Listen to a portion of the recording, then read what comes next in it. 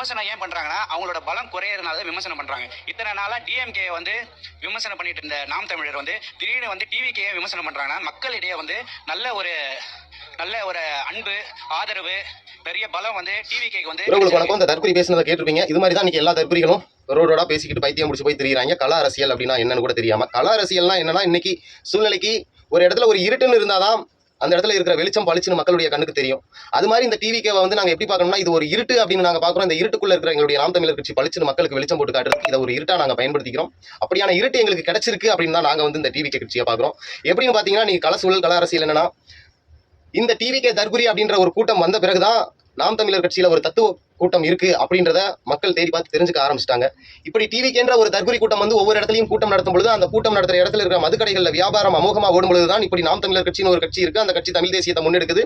அந்த கட்சியில அறிவு சார்ந்த பிள்ளைகள் இருக்காங்க. அந்த கட்சியின் பிள்ளைகள் கூட்டம் நடத்தும் பொழுது அந்த கூட்டத்தில் வெறும் புத்தகங்கள் மட்டுமே அதிக அளவில் விற்கப்படுகிறது. அப்படின்னா அங்க இருக்கிற பிள்ளைகள் அறிவு சார்ந்த பிள்ளைகள் அப்படின்னு மக்கள் தெரிஞ்சுக்க ஆரம்பிச்சிருக்காங்க.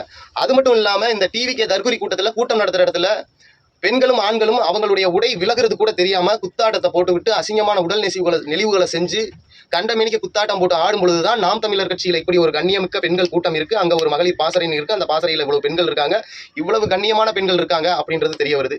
அதே மாதிரி டிவிகே அப்படின்ற அந்த தற்கொலை கூட்டத்துல ஒரு இடத்துல ஒரு கூட்டம் நடக்குது. அங்க சாப்பாடு வாங்க போறாங்க ஒரு அக்கா. அந்த அக்காவோட சேலைய இந்த டிவிகே தற்கொலைகள் இந்த பசங்க பூரா பிடிச்சி இழுத்து விட்டு அந்த அக்கா வந்து பேட்டி கொடுக்குறாங்க.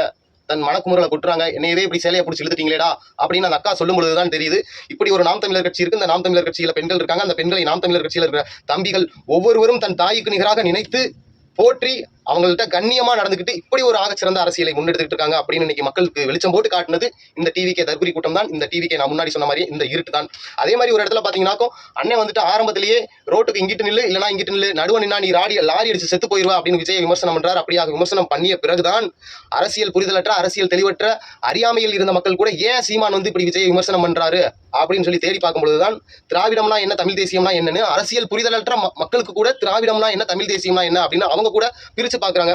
அப்படி பிரிச்சு பார்க்கும்போது ஓ திராவிடம்னா இதா, திராவிடம் இதையெல்லாம் செய்தா, திராவிடத்துக்கு விதை போட்டவன் இவனா, தமிழ் தேசியம்னா இதுவா, தமிழ் தேசியத்துக்கு விதை போட்டவர் யார், இந்த தமிழ் தேசியம் என்னவெல்லாம் செய்யுது அப்படின்னு பிரிச்சு பார்க்க ஆரம்பிச்சிருக்காங்க. அப்ப அந்த வகையில நான் முன்னாடியே சொன்ன மாதிரி ஒரு இருட்டா இருந்து எங்களுடைய வெளிச்சத்தை மக்களுக்கு வெளிச்சம் போட்டு காட்டுவதற்கு இந்த டிவிகே தற்கொலைகள் எங்களுக்கு பயன்பட்டு இருக்காங்க. அப்படித்தான் நாங்க எடுத்துக்கோம். அதுதான் கல அரசியலும் கூட. அது மட்டும் இல்லாம இணையதள பக்கங்கள்ல பாத்தீங்கன்னா இன்னைக்கு டிவிகே தற்கொலைகள் ஒவ்வொருவரும் எழுதக்கூடிய வார்த்தைகள் பாத்தீங்கன்னா அவங்க எழுதுற வார்த்தையை அவங்க வீட்டு பெண்கள்கிட்ட அவங்க அக்கா தங்கச்சி கிட்ட காட்டுனா நாளைக்கு அந்த பையன் அந்த தங்கச்சியுடைய முன்னாடி வந்து நிற்கும்போது அந்த தங்கச்சியை அந்த பொண்ணுடைய உடைய இழுத்து மூடி அந்த பிள்ளையுடைய உடம்ப மூடும். அந்த அளவுக்கான வார்த்தைகள் எல்லாம் அவங்க எழுதிட்டு இருக்காங்க. அப்படி எல்லாம் அவங்க எழுதும் பொழுதுதான் நாம் தமிழர்னு ஒரு கட்சி இருக்கு. அந்த கட்சியிலையும் ஐடி விங் இருக்கு. அவங்க தகவல் தொழில்நுட்ப பாசறையில் போய் இருக்கிறாங்க. அந்த பிள்ளைகள் எல்லாம் எப்படி கண்ணியமிக்க வார்த்தைகளை மட்டுமே எழுதி இந்த அரசியல் களத்துல பயணிக்கிறாங்க அப்படின்றத மக்கள் தெரிஞ்சுக்க ஆரம்பிச்சிருக்காங்க. அப்போ அப்படி பார்க்கும் பொழுதும் இந்த தற்கொலைகள் எங்களுடைய கட்சியின் வளர்ச்சிக்கு கூட இருந்து உதவுறாங்க. அதாவது முன்னாடி எப்படி வந்து நான் ஒரு அணிலாக இருந்து ஜெயலலிதாவை வெற்றி பெறுவதற்கு பாடுபட்டேன் அப்படின்னு இந்த தற்கொலை விஜய் சொன்னாப்லையோ, அது மாதிரி இன்னைக்கு ஒரு இருட்டாவும் ஒரு தற்கொலை கூட்டமாகவும் இருந்து இப்படி ஒரு அறிவு சார்ந்த பிள்ளைகள் தமிழ்நாட்டில் இருக்கிறாங்க அப்படின்றத வெளிப்படுத்துறதுக்கு இந்த தற்கொலை கூட்டம் எங்களுக்கு பயன்பட்டுக்கிட்டு இருக்கு. அது மட்டும் இல்லாமல் உங்களுக்கு ஒரு கேள்வி எல்லாம் ஏண்டா இவ்வளவு சொல்றியே, அதிமுக திமுகவும் தானே இருந்துச்சு, அதுவும் இந்த ஆட்டுலியம் அராஜங்களையும் இதெல்லாம் செஞ்சுக்கிட்டு தானே இருந்துச்சு. அப்போ அவங்க கூட ஒப்பிட்டு பார்த்து மக்கள் வந்து நாம் தமிழர் கட்சியா அவங்களா அப்படின்னு ஒப்பிட்டு பார்த்து நாம் தமிழர் கட்சியில் இருக்கிற பிள்ளைகள் நல்ல பிள்ளைகள் அப்படின்னு சொல்லி கண்டுபிடிக்கலையா, இந்த டிவிகேவை மட்டும் பயன்படுத்தி தான் கண்டுபிடிச்சிட்டாங்களா அப்படின்ற கேள்வி உங்களுக்குள்ள எழலாம். அதாவது நாம் தமிழர் கட்சியும் அதிமுக திமுகவையும் நீங்க ஒப்பிட்டு பார்க்கும்போது அவங்க பெரிய மனுஷங்கடா, அவங்க அப்படித்தான் இருப்பாங்க, சலிபைகள் அப்படித்தான் இருப்பாங்க, அதெல்லாம் மாற்ற முடியாது, அதெல்லாம் போதையிலேயே ஊறி போனது அப்படின்னு மேலோட்டமா மக்கள் பார்த்து கடந்து போயிடுவாங்க. ஆனா இந்த டிவிகே தற்கொலைகள்ன்றப்போ இவங்க பூராமே சின்ன பசங்க, எங்களை மாதிரியே இளைய சமுதாயத்தினர், இளைய பிள்ளைகள் அப்படின்றப்போ இந்த டிவிகேன்ற ஒரு கட்சி வந்த பிறகுதான் அப்போ இந்த தமிழ்நாட்டுல இப்படி ஒரு தற்கொலை கூட்டம், இப்படி ஒரு கேவலமான கூட்டம், இப்படி ஒரு கண்ணியமற்ற ஒரு இழிவான கூட்டம் இருக்கிற இடத்துல இப்படி தமிழ் தேசியம் அப்படின்ற ஒரு அரசியலை முன்னெடுத்து நாம் தமிழர் கட்சின்ற ஒரு கட்சி உருவாகி கட்டமைச்சு வளர்ந்துகிட்டு இருக்கு அப்படின்றத ஒப்பிட்டு பார்க்கும் பொழுதுதான் நாங்கள் பெருசாக தெரிய ஆரம்பிச்சிருக்கோம். ஆனா அதிமுக திமுக கூட ஒப்பிட்டு பார்க்கும்போது பாத்தீங்கன்னா நாங்க பெருசா தெரிய மாட்டோம். ஏன்னா ஒப்பிட்டு பார்க்க மாட்டாங்க. அப்படியே ஒரு சிலர் ஒப்பிட்டு பார்த்தாலும் அவங்க பெரிய மனுஷங்க, அவங்களை உரா அப்படின்றாங்க. ஆனா இந்த சின்ன பசங்களோட சேர்ந்து எங்களையும் இந்த சின்ன பசங்களையும் எங்களுடைய கட்சியில் இருக்கிற சின்ன பசங்களையும் ஒப்பிட்டு பார்க்கும் பொழுதுதான் இவங்க பரவாயில்லடா அப்படின்னு இன்னைக்கு மக்கள் தெரிஞ்சுக்க ஆரம்பிச்சிருக்காங்க. அப்ப அந்த வகையில எங்களுடைய வளர்ச்சிக்கு தெரிஞ்சோ தெரியாமலோ இந்த டிவிகே கட்சி ஒரு வகையில் எங்களுக்கு உதவிக்கிட்டு இருக்கு. இதுல என்ன அப்படின்னா, இந்த விஜய் தற்கொலைக்கு வந்து இந்த விஜயை இயக்கக்கூடிய அந்த வியூக வகுப்பாளர்கள் ஒரு விஷயத்தை மட்டும் தெளிவா புரிய வச்சுட்டாங்க.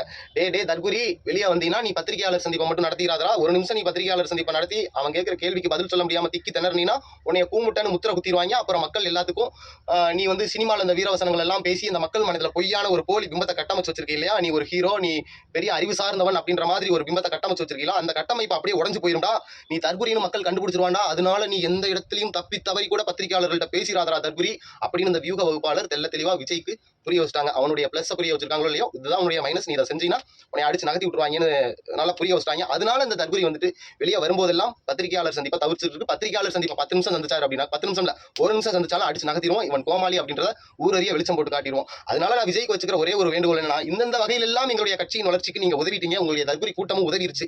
இனிமேல் நீங்கள் வெளியே வரும்போதெல்லாம் அடுத்த 6 மாசத்துக்கு எப்போவெல்லாம் நீங்க வெளியே வரீங்களோ வரும்போதெல்லாம் ஒரு நிமிடம் நீங்கள் பத்திரிகையாளர் சந்திப்பை நடத்துனீங்கன்னா இந்த மக்கள் நல்லா புரிஞ்சுக்குவாங்க. சினிமாவில் இருந்து வந்தவன் அங்க இருக்கும்பொழுது வெறும் டயலாக மட்டுமே பார்த்து படிச்சு நடிச்சு வந்தவன் இவன் நமக்கு ஆக மாட்டான், களத்தில் நிற்கின்ற சீமான் தாண்டா நமக்கு உதவுவான் அப்படின்னு மக்கள் தெளிவா புரிஞ்சுக்குவாங்க. அப்படின்றப்போ நீங்க இந்த மாதிரியாக பத்திரிகையாளர் சந்திப்பை நடத்தும் பொழுது அந்த பத்திரிகையாளர் சந்திப்பின் மூலமாக எங்களுடைய கட்சி வளர்ச்சி அடையும். அதை மட்டும் நான் உங்கள்கிட்ட கேட்டுக்கிறேன். அடிக்கடி நீங்க வெளியே வரும்போதெல்லாம் நீங்க பத்திரிகையாளர் சந்திப்பை நடத்துங்க. அப்படி நடத்துனீங்கன்னா நாங்க அடிச்சுக்கு இன்னும் மென்மேலும் வளர்ந்து வந்துகிட்டே இருப்போம்.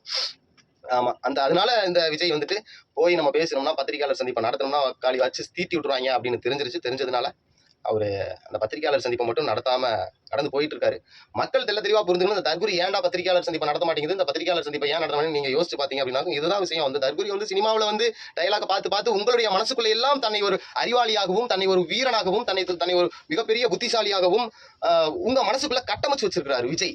அப்போ இந்த பத்திரிகையாளர் சந்திப்பை நடத்தும் பொழுது இந்த விஜய் உங்க மனசுக்குள்ள எல்லாம் கட்டமைச்சு வச்சிருக்க அந்த ஹீரோயிசம், அந்த கதாநாயகத்தனம், அந்த ஒரு நான் ஒரு அறிவாளி அப்படின்ற அந்த பிம்பம், அந்த கட்டமைப்பு உங்க மனசுக்குள்ள இருக்கு இல்லையா? இவர் ஒரு 10 நிமிஷம் பத்திரிகையாளர் சந்திப்பை நடத்துறாருன்னா டக்குன்னு சரிஞ்சு விழுந்துரும். இவன் ஒரு முட்டா பையா அப்படின்னு நீங்க எல்லாம் உணர்த்துவீங்க. அப்படின்றத மனசுக்குள்ள வச்சுக்கிட்டு தான் விஜய் தொடர்ந்து பத்திரிகையாளர் சந்திப்பை தவிர்த்துக்கிட்டே வராரு. இதை மக்கள் புரிஞ்சுக்கணும்.